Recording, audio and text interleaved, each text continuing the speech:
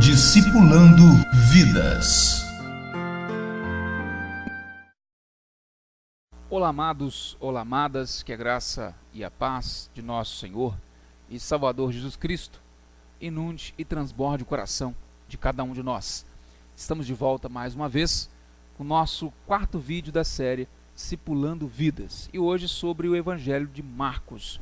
O nosso texto de hoje se encontra no capítulo 1 do Evangelho de Marcos, versículos 14 até o versículo 20. Diz assim a palavra do Senhor. Depois de João ter sido preso, foi Jesus para a Galiléia, pregando o Evangelho de Deus, dizendo: o tempo está cumprido, o reino de Deus está próximo, arrependei-vos e crede no Evangelho. Caminhando junto ao mar da Galiléia, viu os irmãos Simão e André, que lançavam a rede ao mar, porque eram pescadores. Disse-lhes Jesus: vinde após mim, e eu vos farei pescadores de homens. Então eles deixaram imediatamente as redes e o seguiram. Pouco mais adiante viu Tiago, filho de Zebedeu, e João, seu irmão, que estavam no barco consertando as redes, e logo os chamou. Deixando eles o barco a seu pai Zebedeu com os empregados, seguiram após Jesus. Hoje vamos falar um pouquinho sobre o Evangelho de Marcos. Vimos no último encontro que Marcos foi escrito primeiro, é o primeiro dos 4 evangelhos, escrito por volta de 55 depois de Cristo.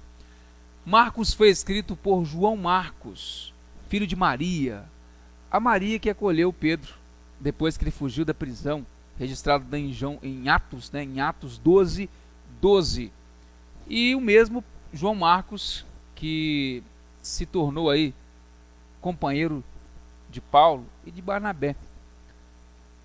Ele se tornou principalmente um companheiro e amigo de Pedro, e mais tarde também intérprete de Pedro.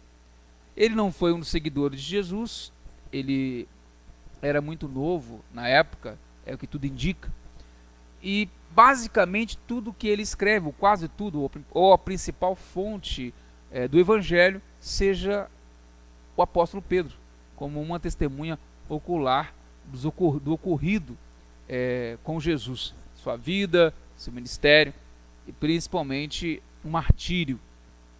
Marcos, assim como Mateus, ele apresenta Jesus como Messias, como o enviado de Deus, aquele que veio cumprir as profecias do Antigo Testamento para transformar o povo, para resgatar aqueles que haviam sido sucumbidos pelo pecado, ou seja, todo ser humano, todos estavam precisando urgentemente da ação direta do Messias, então a vinda de Cristo.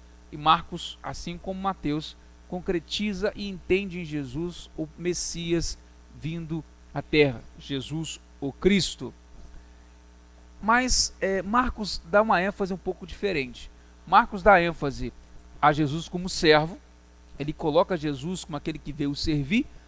O texto que podemos dizer que é o texto-chave do livro de Marcos se encontra no capítulo 10, versículo 45, que ele diz assim: pois o próprio Filho do Homem não veio para ser servido, mas para servir e dar a sua vida em resgate por muitos. Então, vemos aí, o Filho do Homem, Jesus, não veio para ser servido, mas para servir. Algo que nos chama atenção no Evangelho de Marcos é a importância que ele dá à ação. Ele prioriza mostrar Jesus agindo, curando, libertando, transformando vidas, a detrimento de Jesus falando. Ele não se importa muito com os ensinamentos, ele não se importa muito com as questões da fala e também da geográfica. A importância dele é muito mais com respeito à ação, o que Jesus fez, o que havia de ser realizado. Por isso, nosso tema de hoje, então, é Marcos, um convite à ação. Marcos, um convite à ação. É tempo, então, de agirmos. E é por isso que ele inicia o texto que nós lemos aí, e também é o início do ministério de Jesus. Ele inicia dizendo que o tempo está cumprido, o reino de Deus está próximo, arrependei-vos e crede no Evangelho. O que significa tudo isso? É o que nós vamos ver um pouquinho a partir deste momento. O tempo está cumprido, diz respeito ao cumprimento da profecia do Antigo Testamento acerca da vinda do Messias. É o que Paulo nos diz lá em Gálatas 4:4, onde ele afirma: vindo, porém, a plenitude do tempo, Deus enviou seu Filho, nascido de mulher, nascido sob a lei. Plenitude do tempo, o tempo está cumprido, ou seja, chegou o momento exato e veio o Messias da primeira vinda para nos salvar, para nos resgatar. O reino de Deus está próximo. Vimos em Mateus sobre o reino do céu, no último vídeo. Aqui ele fala sobre o reino de Deus.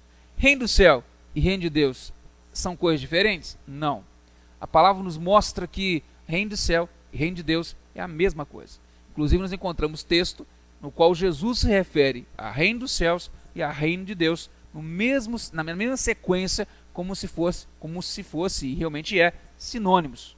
Então, reino de Deus e reino dos céus é uma coisa só. E falamos no último vídeo que reino dos céus, na realidade, é a extensão do domínio e poderio do Senhor e também uma maneira adequada de se viver. O cidadão do céu, aquele que serve ao Senhor, vive no reino, do céu. Expande o reino do céu através da sua atitude. Então isso é reino do céu, como nós vemos, por exemplo, a descrição de Daniel no capítulo 2, versículo 44, que ele fala assim: mas nos dias desses reis, o Deus do céu suscitará um reino que não será jamais destruído. Este reino não passará a outro povo, esmiuçará e consumirá todos estes reinos, mas ele mesmo subsistirá para sempre. O reino que vai existir para sempre, o reino do céu. Depois Cristo diz: arrependei-vos e crede no Evangelho. Sabemos que em Cristo não há acepção de pessoas, todos são bem-vindos e acolhidos por Jesus. Mas nós temos aqui uma questão importante.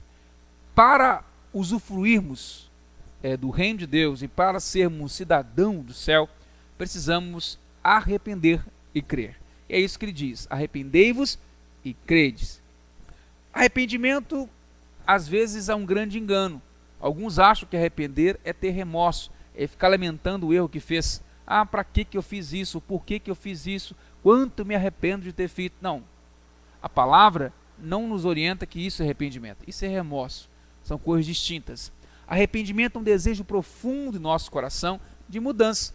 É uma vontade particular de crescer, desenvolver e de ir transformando algumas coisas antigas, como diz o apóstolo Paulo, deixando para trás algumas coisas antigas, algumas práticas antigas, para viver o novo, o novo do Senhor. Então isso é algo realmente importante que nós temos que entender do arrependimento. Então é um desejo profundo de crescer e de deixar práticas antigas para viver o novo de Deus.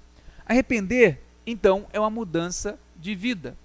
Logo, o crer é a porta para que se consiga atingir essa mudança, que leva a essa mudança. Por isso, os autores dos Hebreus, no capítulo 11, versículo 6, ele diz: de fato, sem fé é impossível agradar a Deus, porquanto é necessário que aquele que se aproxima de Deus creia que ele existe e que se torna galardoador dos que o buscam. Então, sem fé é impossível agradar a Deus, porque sem fé também não tem como se arrepender. Uma coisa depende da outra. Então, precisamos arrepender e crer para vivermos no reino de Deus, como cidadão do reino de Deus. Então, nós concluímos aqui com essa afirmação. Jesus estava querendo dizer o seguinte: Ele nos convida a tomarmos uma atitude, sairmos do nosso lugar e irmos ao seu encontro, a reagirmos então diante da realidade que Ele nos apresenta, que Ele se coloca diante de nós, ou ainda a realidade que nós estamos vivendo, a maneira como estamos vivendo. Chegamos num momento importante, já conclusivo da nossa reflexão, que é a hora da ação. Uma curiosidade que vemos em Marcos, como já falamos, é o evangelho de ação. A palavra imediatamente, que exprime a ação, ela aparece 40 vezes nesse evangelho. inclusive no nosso texto, no versículo 18, onde Pedro e André são chamados por Jesus e disse: imediatamente deixaram as redes e passaram a seguir a Jesus. Claro, fica claro para nós. O sentido então que vemos aqui, imediatamente tomar uma atitude. O Evangelho da Ação nos convida a uma ação. Então, meu querido e minha querida, essa reflexão te convida à ação. Jesus é mostrado em Marcos como um homem e um Deus, evidentemente, de ação. O que ele fez por nós? Ele veio, nasceu, viveu entre nós, morreu e ressuscitou por nós. Tudo isso é ação. Havia um fim, havia uma finalidade, havia um objetivo maior, e isso ele realizou por cada um de nós. É tempo de tomar atitude, é tempo de mudar de vida, é tempo de se arrepender, é tempo de viver o novo do Senhor. E Deus tem um novo para você e para sua casa. Deus tem um novo para a sua vida. Não aceite nada menos do que isso. Porque na realidade, Cristo morreu por você. Porque Ele ama você. Ele quer que você tome uma atitude e viva o novo de Deus. Então, terminando nossa reflexão, lembrando, Marcos é um convite à ação. A ação com uma finalidade de voltarmos a Cristo, de vivermos em comunhão e em unidade com Ele. E com Ele, é claro, só temos bênção, só somos abençoados e conseguimos então a cada dia ter o sustento diário, como a palavra nos orienta. Que Deus nos abençoe, meu querido e minha querida. Fique com Deus. Até semana que vem, se Deus quiser, falando sobre o Evangelho de Lucas. Até lá. Tchau, tchau. Discipulando vidas.